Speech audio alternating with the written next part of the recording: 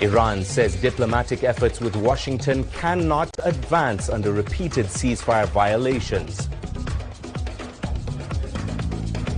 South African police hunt for 10 suspects after a dozen people are killed in a mass shooting in eastern Johannesburg. And Somalia gives a hero's welcome home to the World Cup referee who was sensationally turned away at U.S. immigration. Hello and welcome to Africa Live, only on Cgtn. Wherever you're tuning in, I'm Mahia Mutwa in Nairobi. Joining me now with your business headlines is Ramanya. Thank you very much, Mahia. Here's what's coming up in the next half hour. Inflation in Egypt is defying the fallout from Israel's and United States war on Iran. It slows down in the month of May. And a British startup is using naturally occurring microbes in the soil to generate electricity. We'll have the details and the data on that and lots more coming away in the course of the hour. For now, though, let's start with the latest in current affairs with Mahia. All right, Rama, thank you. We begin in the Middle East, where Iran says diplomatic efforts with the U.S. cannot advance under repeated ceasefire violations following overnight clashes between Tehran and Washington. Iran's Revolutionary Guards Corps says it launched retaliatory attacks on U.S. military bases in Bahrain, Jordan, and Kuwait. This followed what the U.S. called self-defense strikes against Iran in response to the downing of a U.S. helicopter over the Strait of Hormuz. Tehran says its forces did not deliberately target the helicopter. In Lebanon, the Civil Defense Agency says at least 6 people have been killed in Israeli strikes on the south of the country. The fresh regional hostilities have strained a fragile truce in place since April. Jim Spellman has the latest now from Washington. President Trump wrapped up his social media post by writing, quote, "Nevertheless, the United States must of necessity respond to this attack." And a few hours later, the U.S. military posted on social media this, quote, "U.S. Central Command, CENTCOM, forces began launching self-defense strikes against Iran at 5 p.m. Eastern Time today at the Commander-in-Chief's direction in response to yesterday's downing of a U.S. Army Apache helicopter. The mission is a proportional response to unjustified Iranian aggression."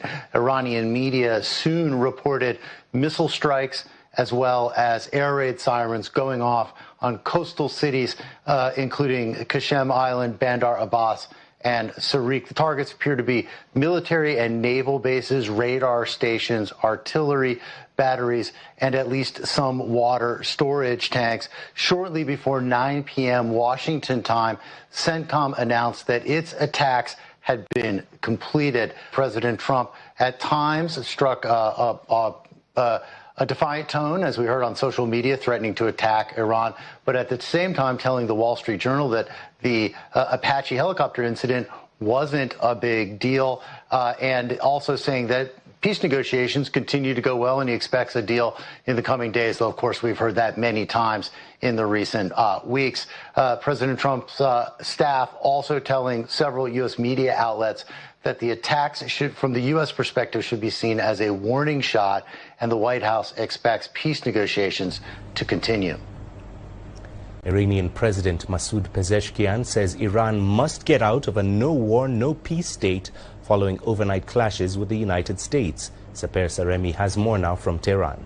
Iranian diplomats are really pessimistic toward America because, as you know, Iran was attacked 2 times in the middle of negotiations. Once last year and again a few months ago. In the middle of negotiation, U.S. attacked Iran. So again, now we're saying that during this ceasefire, U.S. targeted some parts of southern Iran. Cities like Sirik, Jas, Bandar Abbas, and Qeshm Island were attacked by U.S. This comes after U.S. officials claiming that Iran has shot down a U.S. helicopter over the waters in the Strait of Hormuz. Iranian officials have strongly denied that they haven't conducted any strikes in the Persian Gulf and in the Strait of Hormuz. And Ismail Baghaei, a spokesperson of Iran's foreign ministry, said that the continuation of negotiations to end the war with the United States will be reviewed in light of last night's development. He said this morning. The diplomatic process does not take place in a vacuum. To advance in a diplomatic process, you need the minimum of the space to be able to move forward. Again, 2 days ago, I attended presser of the foreign ministry spokesperson. He said that one of the problems that we have with you is is it's constantly changing positions and moving the goalposts. So again, we have to see whether the talks will continue after what happened last night in southern Iran.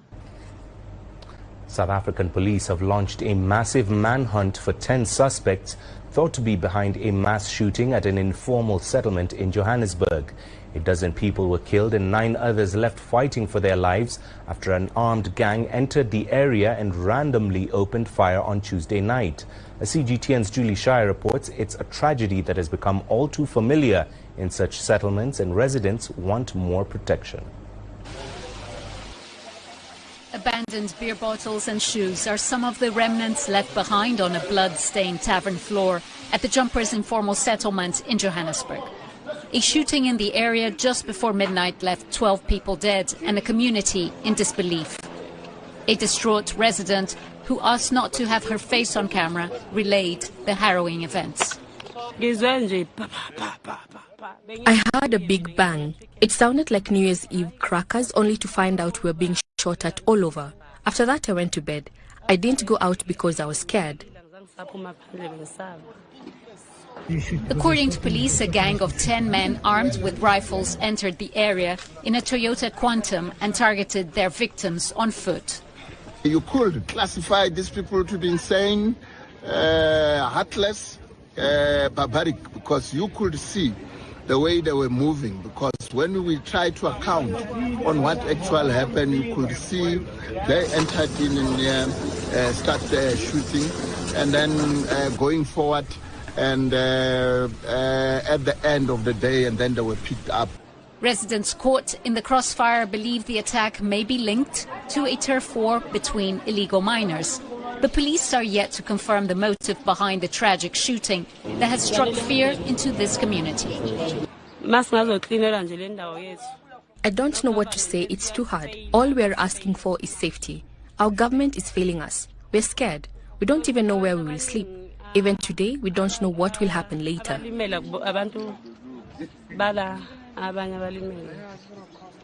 Calls are meanwhile mounting for greater protection for people living in impoverished areas. We are worried that these kinds of things are still happening.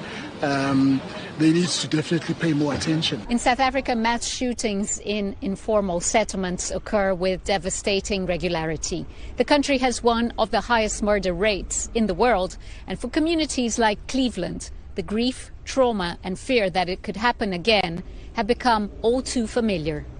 Julie Shire, Cgtn, Cape Town, South Africa.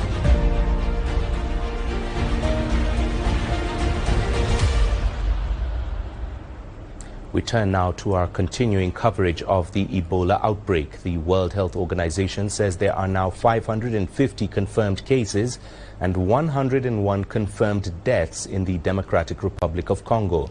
Health officials say expanded testing is helping to identify more infections, but significant challenges remain in reaching remote communities. Cgtn's Sharon Baranga reports. The WHO warns that the Ebola outbreak in eastern DRC continues to spread. On Tuesday, WHO Emergency Response Director Abdirahman Mahamoud stressed the need for early detection. As of 8th June, there have been 550 confirmed cases with 101 deaths. The good news, we have 19 cumulative recovered patients. So early identification and treatment saves life. Health officials say the outbreak remains concentrated in Ituri province, which accounts for 94% of all cases. The increase in confirmed infections is partly due to expanded testing capacity, including a new decentralized laboratory in Mongwalu. Authorities are also working to strengthen contact tracing, a key tool in containing disease spread. Contact tracing is one of the latest pillars of the response. As of now, we have reached 62% of the contacts, but our target is 90 to 95%. Where we are, it is a slow and steady progress, but we have not reached where we want to be. And that comes down to the community trust and working with the community. The response faces significant logistical challenges. Large distances, difficult terrain and insecurity have complicated efforts to reach affected communities. Health workers are expanding laboratory services to speed up testing and diagnosis in remote areas. Ituri is as big as France, so that's the landscape. That's what we're talking about. So places like here, you can get, if you are in Bunia, you can get your result in 1 or 2 hours. In places that's far, you can get within 24 hours. With the decentralization of the lab, having a lab in Aru is the farthest from here that can take 7 to 10 hours by road. So by Friday, we'll have a lab there. The Ebola outbreak of the rare Bundibujo strain was declared on May 15th. Officials later acknowledged that transmission had gone undetected for weeks.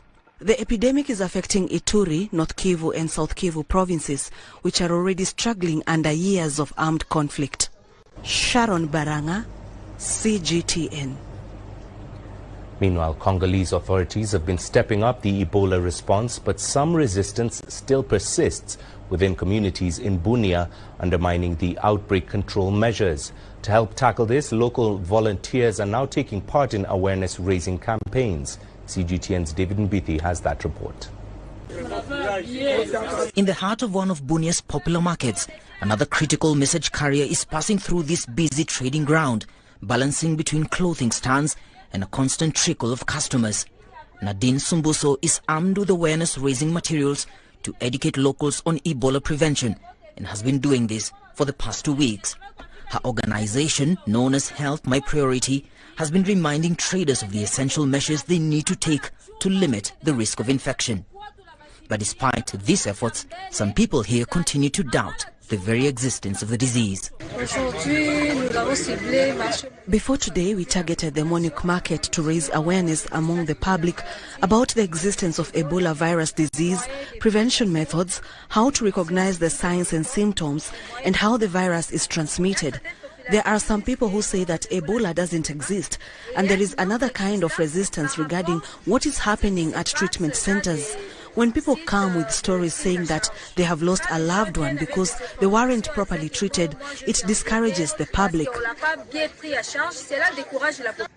However, she has also met some who recognize and acknowledge the importance of the message she is sharing. One of them is a shopkeeper who lost a relative to Ebola and says another relative is currently admitted in a hospital. He is urging Congolese authorities to improve the nation's healthcare system. We are asking the authorities to protect us. We need them to reassure us that they are capable of providing a complete cure, because we have had enough of suffering. I say this because I have already lost a family member to this Ebola disease. And I confirm that it is the Ebola virus disease, and I believe in its existence. Sumbuso and her team believe that improving the healthcare system will be a key factor in restoring trust between the public and the medical community. But beyond medical considerations, researchers say the resistance observed in certain communities is also rooted in social and cultural factors. Funeral rites play a central role in the grieving process in many African cultures. When a family is excluded or not sufficiently involved in the final stages of caring for the deceased, this can interfere with the need to get closure after a painful sense of loss. African culture is one that calls for us to take sufficient time to mourn the dead. But in the context of Ebola, a person dies suddenly and within hours. 3 hours later, their burial is rushed. And this is why communities are sometimes beginning to view the response as a war economy, because the question arises as to why the burial is being rushed, as if there was something to be gained from it, or they even suspect that the response team is siphoning off some financial resources, which is now fueling much greater mistrust within the community. He says the lack of communal trust in Ebola response mechanisms is slowing the fight against the disease, calling for more engagement with treatment center staff and medical teams. The expert also advocates the use of digital tools to maintain a link between families and response teams during the treatment and burial processes. David Mbidi, Cgtn. Here in Kenya, a legal battle over a proposed US-funded Ebola quarantine facility is escalating. Civil society groups are now threatening to seek contempt of court proceedings against the government. They accuse authorities of failing to comply with a High Court order requiring disclosure of the controversial agreement between Kenya and the United States over the facility. The dispute has triggered protests, political backlash, and renewed questions about transparency and public safety. Cgtn's Enoxi reports. The controversy surrounding the proposed Ebola quarantine facility at Laikipia Air Base has been playing out on Kenya's streets and in the corridors of justice. Civil society organization Katiba Institute says it is preparing to return to court to seek contempt proceedings against the government after authorities failed to publicly disclose details of their agreement with the United States by the court-imposed deadline. Last week, Kenya's High Court temporarily suspended plans to operationalize the facility following a petition filed by Katiba Institute. The court ordered the government to make public the terms of its agreement with Washington and scheduled a further hearing for June 23rd. But even as the legal process unfolds, concerns are mounting over reports that construction preparations at the facility may have continued despite the suspension order. The proposed quarantine unit is part of a U.S. plan to isolate and monitor American citizens exposed to Ebola during the ongoing outbreak in the Democratic Republic of the Congo and neighboring Uganda. The standoff escalated after U.S. Secretary of State Marco Rubio announced that Ebola-exposed individuals would not be allowed into the United States unless they spend sufficient time in quarantine. In cooperation with the Ruto administration, Kenya was selected as the location where affected Americans would be observed and treated. The decision sparked fury across Kenya. Hundreds of demonstrators have taken to the streets of Nanyuki, the town nearest to Laikipia Air Base, accusing the government of compromising national safety and bowing to foreign interests. Critics question why Kenya, a country that has never recorded a confirmed Ebola case, should host a quarantine facility for foreign nationals. Kenyan officials, led by President William Ruto, have defended the deal, insisting locals could also benefit from the medical infrastructure. We have support from different countries. We have support from the United States to manage this situation. They have also offered to set up, of the 23 isolation units, the United States have offered to set up one of them. And we are working together to make sure that we manage this situation. And as I said, for avoidance of doubt, there is no reported case of any Ebola in Kenya so far. Ruto insists the initiative is part of a long-standing health partnership between the two countries. Much as the pandemic is not as serious as it was originally envisaged, it still remains a source of concern for us as a region and for Kenya in particular. The debate comes as health experts warn that the Ebola outbreak in the Democratic Republic of the Congo could become one of the worst on record. As of June 10th, Congolese authorities are reporting more than 550 confirmed infections and over 100 deaths. Yet for many Kenyans, the central issue remains transparency. Pressure is mounting on both Nairobi and Washington to explain exactly what was agreed behind closed doors. Enoxi, Cgtn.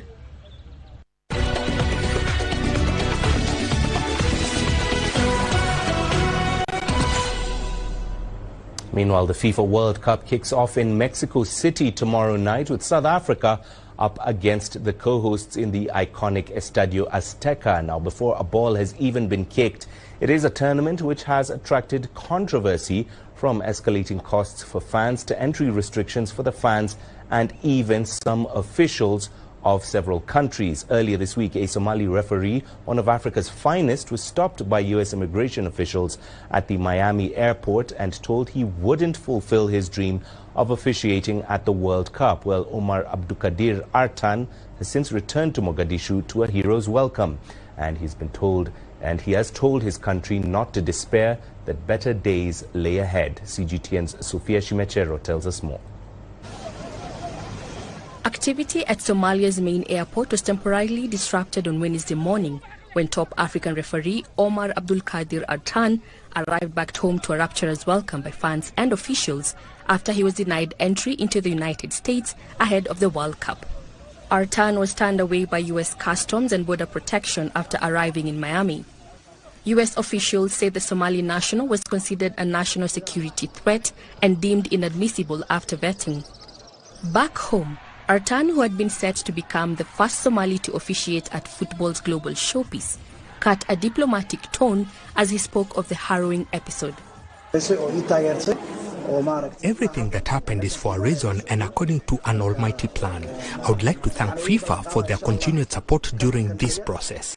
I'm hopeful to be part of the next World Cup and promise that to the Somali people. Let's not give up, especially young people, because this is our country and flag. We don't have any other and we need to defend it come rain and sunshine. We will have a big welcoming event by the sports fraternity and entire citizens for our brother Omar Artan at Mogadishu Stadium to show our solidarity and support. Omar Abdulkadir Artan was declared Africa's best male referee for 2025 after the skill in which he handled major African club matches. As a result, FIFA tapped him as one of the 52 match officials for the World Cup. The head of Somali football said he was concerned about how the episode would impact the country, which is slowly integrating itself back into the international fold after years of relative isolation.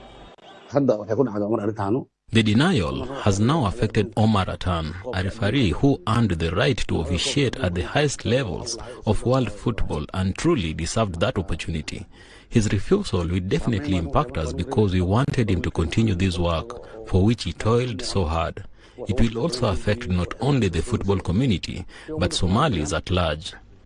Hundreds of football fans and well-wishers turned up at the city's main stadium to welcome Artan, who was set to make history for the football-mad country.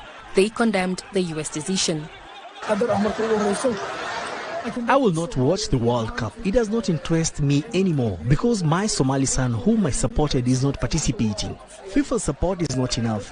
There must be a full apology for what happened to our son. Artan said the decision to bar him entry to the United States for the World Cup was fate and urged his fellow Somalis not to lose heart over it. The Somali government said it tried but failed to reverse the decision, but added it was proud of Artan's rise in the sport. World football governing body FIFA said it was not involved in host countries' immigration decisions. Sofia Shimechero, Cgtn. Right, let's dive deeper into this controversy. We have with us Alia Saleh, who's a sports dispute resolution lawyer and joins us live via Zoom from Cairo this hour. Thank you for joining us. What's your take on this turn of events, and especially the explanation given by the United States on why they've denied entry to this Somali referee?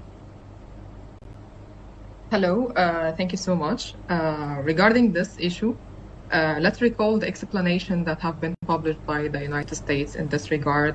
Actually, what I have read published in media newspapers and so on, that the United States explained this by vetting concerns or national security threats or concerns. That's why they refused admitting the Somali referee from entering the United States territory. Alia, sorry, let's talk about what this does then to the referee's reputation and standing globally. How can he repair this damage then? Okay, let me before explain something that this issue actually it creates a dilemma because it sets on an intersection between national laws and applying a sovereign state of its own laws on its own territory. However, the sovereignty and the autonomy of the sports and sports governance from the other hand. So it creates definitely a conflict for the referee regarding or answering your second question on how to repair this or what's the harm or damage on the referee. From a legal perspective, I believe that the material harm on the referee right now is more than the reputation, because it's not one incident that can affect the reputation of the Somali referee Omar Abdul Qadir. But definitely the material damage was missing a huge opportunity from participating in the FIFA World Cup would definitely be considered as lost profit.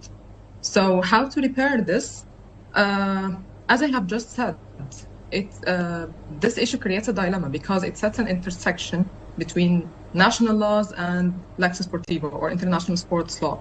Sports regulations cannot override sovereign state national laws. So the Somali referee does not have much to do in this regard, especially the radical or traditional judicial sports system, but resorting to national courts or administrative reconsideration decisions, if applicable under the United States laws, definitely would be a path, or even not a diplomatic by it means, but I mean amicable settlements in this regard could be an option. But at this phase, we cannot have a solid legal opinion, to be honest, because the information published is very rare and scarce. So for now, we're just following what has been published, and then we will have in-depth research on this regard. Right, and Alia, of course, plenty of questions being raised about the World Football governing body here. What does this say then about FIFA's power and policies? Mm-hmm. FIFA's power, it definitely goes without saying that FIFA has the exclusive power to run the football worldwide, and not just one incident that can doubt the FIFA's power on this. However, at the same time, we all understand that FIFA's power and FIFA's authority cannot override national laws in sovereign states. So FIFA cannot intervene a sovereign state from applying its own rules on determining who enters its territory or not. This creates a conflict, political intervention or sports regulations intervention in political situation. Right, and finally, of course, this migration issue has been a big one for this World Cup, both for fans and officials, with now just about 24 hours to go. What's the likely impact on the overall success of this 2026 tournament? It's very early to decide its influence on the tournament, especially the tournament is still running and still starting in a very normal way. However, such repeated, if this has been repeated through the tournament, it might definitely affect or influence the public perception regarding inclusiveness or accessibility. But so far, let's see. Let's follow the tournament. Let's see what will happen. And definitely this highlights that stronger coordination and transparency definitely would be essential in the upcoming days. All right. Thank you, as always, for joining us and for giving us your insights on the program. That was Alia Saleh, a sports dispute resolution lawyer, speaking to us live there from Cairo. Well, for now, it's time for us to take a short break. Here's what's coming up on Africa Live. Burundi officials raise concerns over a rise in HIV infections among young people.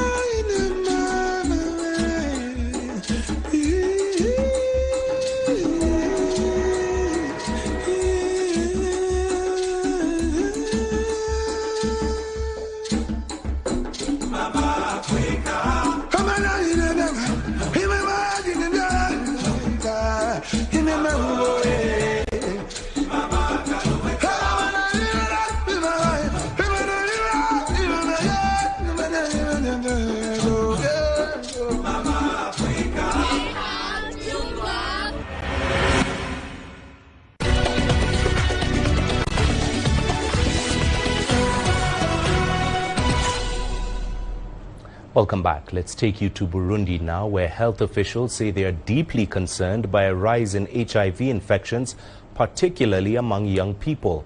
Official figures show that more than a third of those living with HIV are aged between 15 and 24, while infections remain especially high among vulnerable groups, including sex workers.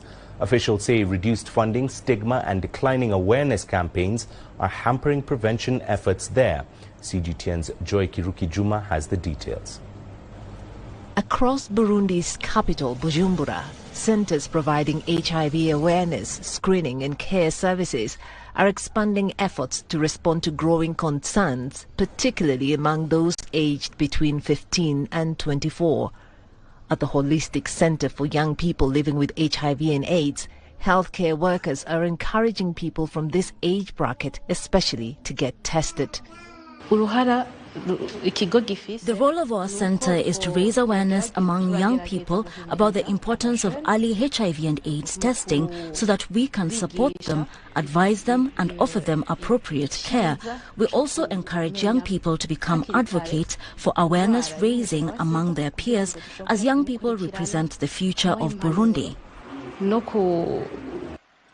But despite these efforts, very few are heeding the advice. Among the reasons why is stigma, a fear of judgment. But some have a way of getting around that problem. Most young people are afraid of being judged of social stigma. Even when asking for condoms, some feel scrutinized or criticized. That is why many prefer youth-friendly services run by people their own age. For people living with HIV, misinformation is also fueling new infections. Elien Ninina-Hazwe, who is HIV positive, says declining awareness campaigns have left many young people underestimating the seriousness of the disease. The main factor driving the spread of HIV among young people is lack of information. Some people trivialize the disease because awareness campaigns are no longer as strong as before. Doctors say a generational shift has also changed perceptions. Unlike young people in the late 1990s and early 2000s, many born after 2005 grew up seeing people with HIV living healthy lives due to antiretroviral treatment, reducing fear of the virus. Health experts also point to funding shortfalls worsened by the suspension of some US-backed programs which have affected prevention campaigns, condom access and awareness materials. There is a lack of funding. We currently face a financial crisis because many projects depended on external support. Young people today do not have enough information about HIV. As infections continue to rise, health workers in Burundi are calling for renewed investment in awareness, prevention and youth-focused care to avoid reversing years of progress in the fight against HIV and AIDS. Joy Kiruki Juma, Cgtn. Right now it's time for the latest from the world of business. Here's Rama with your headlines. Thank you very much, Mahir. Here's what's coming up in the world of money. Inflation in Egypt defies the fallout from Israel's and the United States war in Iran. It slows down in the month of May. And a British startup uses naturally occurring microbes in the soil to generate electricity. The greatest journeys, the greatest sights, the greatest adventures. Here in Qanater, this weir allows the locals to walk on water. We're far more than just TV news. We're your passport to the wonders of Africa.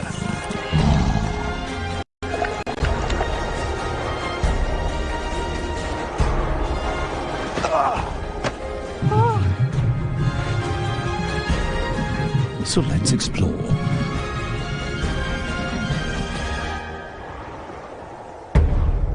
Cgtn.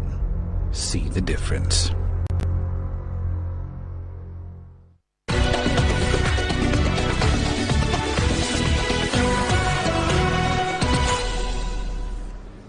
Welcome back. Let's start in North Africa. Egypt's annual urban inflation rate slowed to 14.6% in the month of May compared to 14.9% in the month of April, a delta of around 13 basis points. As according to the latest data from the Central Agency for Public Mobilization and Statistics, CAPMAS as it's better known, which added that the annual inflation rate was 13% in May, down from 13.4% the prior month. Now, according to the data from this agency, the General Consumer Price Index reached 292.0 points in May, a month monthly increase of 1.4% compared to April. A previous poll conducted by Reuters had anticipated that the annual inflation rate in Egypt would likely fall to 14.5% in the month of May, citing favorable base year effects. However, analysts warn that this decline may be very short-lived, with expectations that upcoming increases in the price of electricity and other inflationary pressures will drive consumer prices higher in the months to come. Mozambique is pushing to restore direct budget support from the World Bank as part of broader macroeconomic stabilization efforts. This comes as the country hosted simultaneous high-level visits from the World Bank and the International Monetary Fund. Senior World Bank leaders attended the signing ceremony at the office of Mozambique's Prime Minister yesterday. During that meeting, 5 financing agreements worth a combined $450 million were concluded, and they cover a range of sectors: social protection, agriculture, water and sanitation, education and skills. The country's finance ministry says the World Bank's Development Policy Operation Loan, the DPO loan, will be activated once the country meets agreed benchmarks on macroeconomic stability, debt sustainability and financial integrity in coordination with the International Monetary Fund. Communities along the shared border between Rwanda and the Democratic Republic of Congo say lasting stability remains critical for both security and trade. The United States recently imposed sanctions on commanders from both the M23 rebel movement and the FDLR militia, accusing them of fueling instability. As our correspondent Ethan Tashobia now tells us, residents of Rwanda's western border region believe this kind of pressure may lead to lasting peace in the region. For decades, communities along the Rwanda-DRC border have lived with consequences of insecurity spilling across the frontier. Armed incursions linked to the FDLR, a militia rooted in the perpetrators of the 1994 genocide against the Tutsi in Rwanda, have remained a major concern for residents living near the border. More recently, fighting involving the M23 rebellion in eastern Congo displaced thousands of civilians into Rwanda. Yet, some residents say the conflict has also pushed FDLR elements deeper into Congo, reducing their presence near the border and bringing a rare sense of security to communities that have long lived under threat. For many years, we worried about insecurity from armed groups operating near the border. Recently, we have felt more secure, but what we really want is lasting peace that allows people to live and do business normally. Last Tuesday, the United States imposed sanctions on senior commanders from both M23 and the FDLR. Washington says the measures target individuals responsible for prolonging the conflict despite ongoing peace efforts. The sanctions come months after Rwanda and the DRC signed a US-backed peace and economic framework aimed at restoring stability and attracting investment into the region. The conflict has also taken a toll on trade. For border communities in Rubavu and neighboring Gome, movement restrictions, insecurity and uncertainty have disrupted business activities that support thousands of livelihoods. The sanctions on FDLR are welcome. Many people believe lasting peace in Rwanda and the DRC depends on addressing the FDLR threat. If stability returns, fighting will stop and cross-border trade can thrive again. Despite the challenges, traders say they remain hopeful that increased international pressure on armed groups could help create conditions for more stable commerce. We want peace from both sides. If stability returns, trade will improve and people on both sides of the border will benefit. The conflict has reshaped trade patterns in the region. While the DRC remains one of Rwanda's most important export destinations, prolonged instability has affected cross-border commerce and encouraged business to seek alternative markets. At the same time, international partners continue to push for political solutions that would allow economic activity to recover. For residents along the border, however, the focus remains less on diplomacy and more on achieving a durable peace. We have lived with conflict for too long. What people want now is peace, security and the chance to work and provide for their families. Earlier this year, Rwanda rejected separate US sanctions imposed on Rwanda's defense force and senior military officers, arguing that the measures unfairly targeted one side of the conflict and misrepresented the security dynamics in the eastern Congo. Ethan Tashobia for Cgtn, Kigali, Rwanda. Let's turn our attention now to the second China-Africa Agri-Tech and Industrialization Forum. It's been opened here in the Kenyan capital, Nairobi. Organizers say the event is aimed at deepening agricultural cooperation and advancing continental modernization through innovation, tech transfer, and key partnerships. Among the ideas delegates are exploring at this event are the current limitations that agriculture faces in many an African market and how tech can solve those issues. Beryl Oro is there. This year marks 7 decades of China-Africa cooperation. And during this 2026 China-Africa Agri-Tech and Industrialization Forum, the discussions focused around improving Africa's agricultural systems, the adoption of technology and mechanization in the sector, and boosting trade between China and Africa. China's experience in agriculture development offers valuable lessons for African countries in their pursuit of agriculture modernization. Over the past decades, China has achieved one of the greatest agriculture transformation in human history, feeding nearly 1/5 of the world's population with less than 1/10 of the world's arable land. This remarkable achievement has been made possible by the strong and consistent commitment of the Chinese leadership to agriculture, rural development, and farmers' well-being. Former Principal Secretary at the State Department for Crop Development and Agriculture Research of Kenya called for African countries to invest in both commercial and smallholder farmers. It's an opportunity for us to work together to build resilient food systems, create jobs and prosperity for Africa and China as well. And at AGRA, we have this mandate for the last 20 years to support African countries and African smallholder farmers to improve in the agriculture sector. And collaboration is becoming very critical at a time when there is increasing pressure on agricultural systems. It is fitting, therefore, that we gather in this spirit, not merely to exchange ideas, but to build the foundation of a shared agricultural future. And it is a message we bring here today. Sustainable China-Africa agricultural cooperation must be farmer-led, farmer-informed, and farmer-owned. Many smallholder farmers rely on rain-fed agriculture. The empowerment of farmers has seen the adoption of technologies that encourage sustainable, climate-smart agriculture.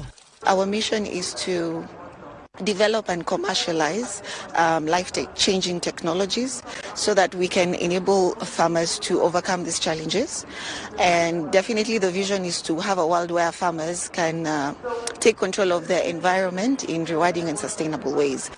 Even for unique companies focused on championing organic local products, the shared lessons have empowered local companies to improve on processes and procedures so that they can approach the markets with a stronger strategy for success.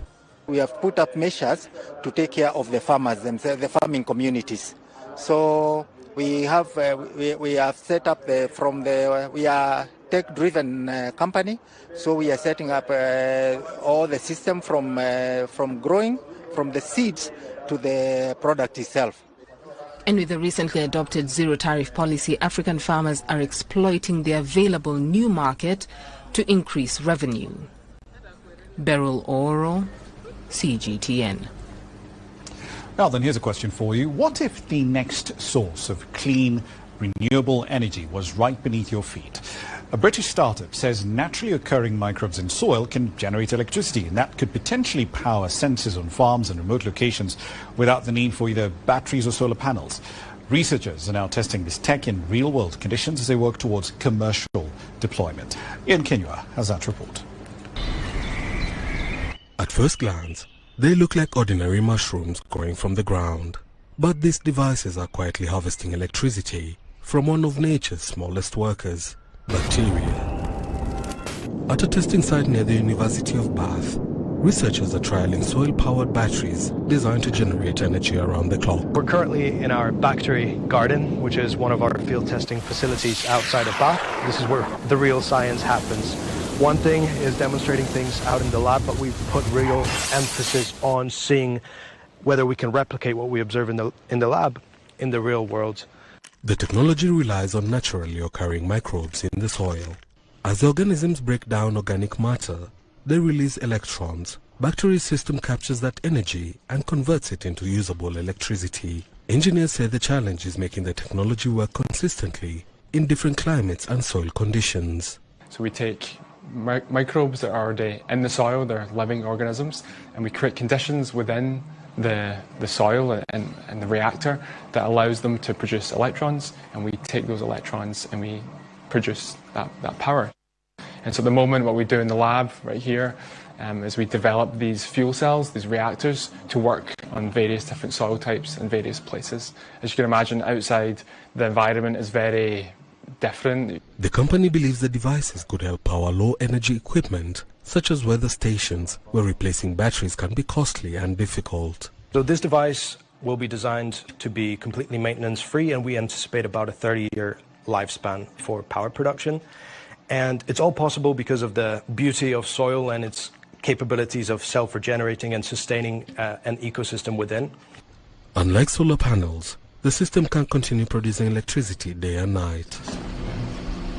And because it sits underground, researchers say it can operate without competing for valuable land space. I think the most likely scenario of how the world is going to be is you're going to have a lot of good solutions working together as a hybrid on helping us attain those sort of net zero goals and become fully renewable. And that's exactly where I see this technology fitting. While powering an entire home remains a long-term goal, Bacteria says its immediate focus is much smaller, helping connect farms with a steady source of renewable energy generated from the ground up. Ian Kinyo, Cgtn. We leave it there for the time being, but here's what's coming up at the top of the hour. In global business, we'll be focusing on financial flows. Commercial banks are trying to create new instruments to help mobilize capital that's deeply required for the continent's natural assets to be maintained. We're looking at a case study of EcoBank. That and plenty more coming your way at 1800 GMT. We'll see you then. Don't go away. Mahir's back with the sport in 60 seconds.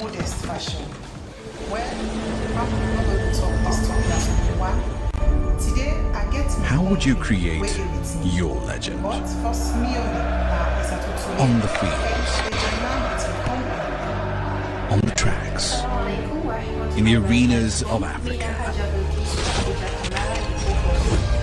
Were you born to be a player?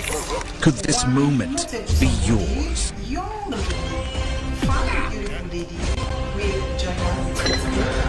Sportsy.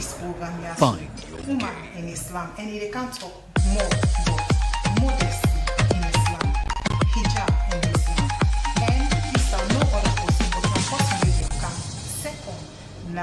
Welcome, it's time for the sport, and the World Cup is just around the corner. Africa will play a major part in tomorrow's opening ceremony, with the Bafana Bafana squaring off against the co-hosts Mexico at the iconic Estadio Azteca. Interestingly, it is a repeat of the opening game from 2010, a World Cup which South Africa famously hosted. For the Rainbow Nation, the World Cup comes at a time of frayed relations with another co-host, the United States. However, as Cgtn's Duplessis reports, all that is expected to be put aside over the next 5 or so weeks. South Africa returns to the World Cup stage with renewed optimism, but the build-up comes against a complicated diplomatic backdrop. Tensions between Pretoria and Washington have raised concerns in some quarters, although football authorities have given no indication that South Africa's place at the tournament is at risk. I think that South Africa is preparing as they would for any other World Cup. I think that Bafana Bafana is preparing. We don't expect any kind of geopolitical issue with the United States over the World Cup. In fact, a member of the local organizing committee in Atlanta said that they're going to welcome Bafana Bafana and South African supporters to Atlanta, where one of the matches are being played. For South Africa, that brings back memories of 2010, when the country hosted the first World Cup on African soil. Before that, that event, there were questions around stadium readiness, security, transport, and whether South Africa could handle the scale of the event. I think the Cgtn World Cup legacy left a lasting impression, and worldwide, we're still reckoned as a country of choice and venues of choice to host big events.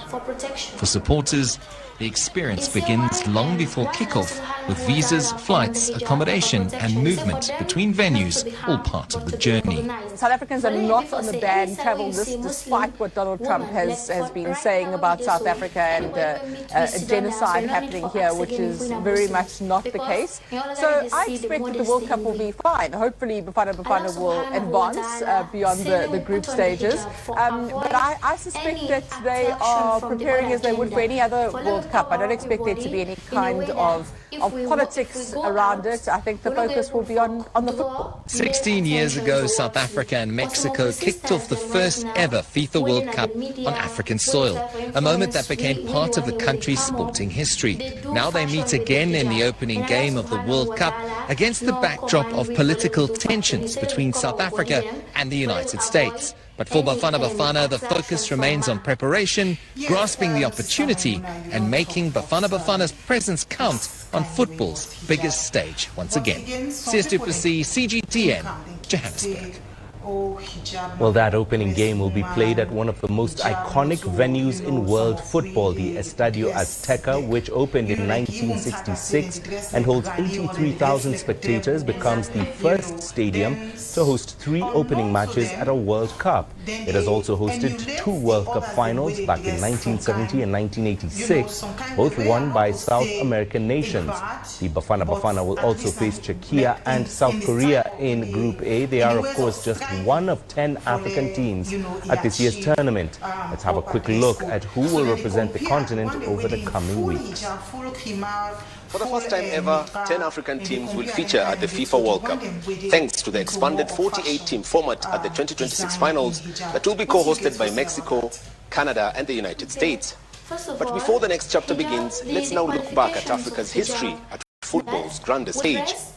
Only 13 African nations have qualified for the global showpiece in 22 editions. Cameroon holds record with 8 World Cup appearances, while Egypt made history as the first African nation to qualify back in 1934. And about Africa's best performances, Morocco captured global attention at Qatar 22 by becoming the first African nation to reach the World Cup semi-final, eventually finishing 4th. Before that, Cameroon, Senegal and Ghana were the only African teams to have reached the quarter-finals. African nations have won a combined 37 matches and scored 157 goals in FIFA World Cup history. Nigeria leads the continent with 6 victories, while Ghana's Asamoah Gyan remains Africa's all-time leading scorer with 6 World Cup goals. With 10 African teams set to compete at the expanded World Cup this year, Cape Verde is the only nation making its tournament debut in North America. Cgtn's Mohamed Abubakar there. Now, 6 billion viewers are expected to watch at least some of the World Cup matches over the coming weeks. For many, the experience will be enhanced by the introduction of modern technology to the coverage. Cgtn's Mark New has been looking at what we can expect. At this building in Miami, Florida, FIFA's Technical Command and Tournament Operations Centers will coordinate data from more than 600 official sites across North America. They'll track everything from the location of teams and officials to social media feeds and even weather forecasts. To coordinate this massive endeavor, FIFA also created what it calls the Intelligent Command Center, partnering with Chinese and international tech company Lenovo to incorporate artificial intelligence to enhance tournament coverage. AI is bringing a way to get quicker and rapid value from the information, strategically decision specific insights, but also in another way, especially through computer vision and through all the treatment of the video. That includes using AI to stabilize referee body camera shots as seen on the right, so fans can clearly see what the refs are seeing, while also avoiding motion sickness. AI is also helping the video assistant referee, or VAR, make more accurate calls.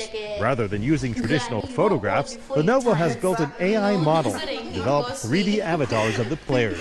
These avatars are a digital twin of the football players. We're scanning 1,200 players at the level of millimeters, right? So you really see the hair of the players. You really see all the kind of shapes of the player. Those little details make a huge difference as FIFA introduces a new semi-automated offside alert that's sent to the video assistant referee. It's semi-automated because a human referee still needs to confirm the call. In the past, featureless humanoid avatars represented all the players, but today with digital twin technology, we can measure the exact limb length and body dimensions, making it more accurate for calls and also a better fan viewing experience.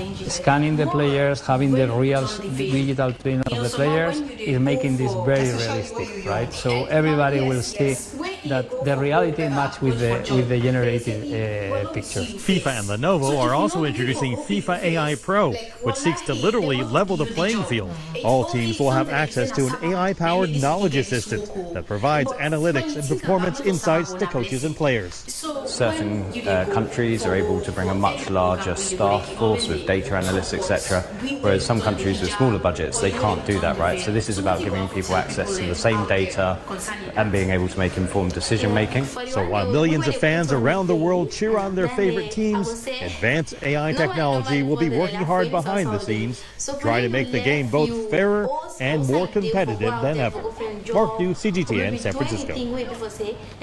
And all the action gets underway tomorrow. Well, that's it for this edition of Africa Live. Do remember, if you'd like to get in touch with the program, you can send your feedback to those contacts on your screen now, and why not give us a follow as well on all those digital media platforms. I'm Mahen Mutua from myself and the team here. Thanks for watching Africa Live.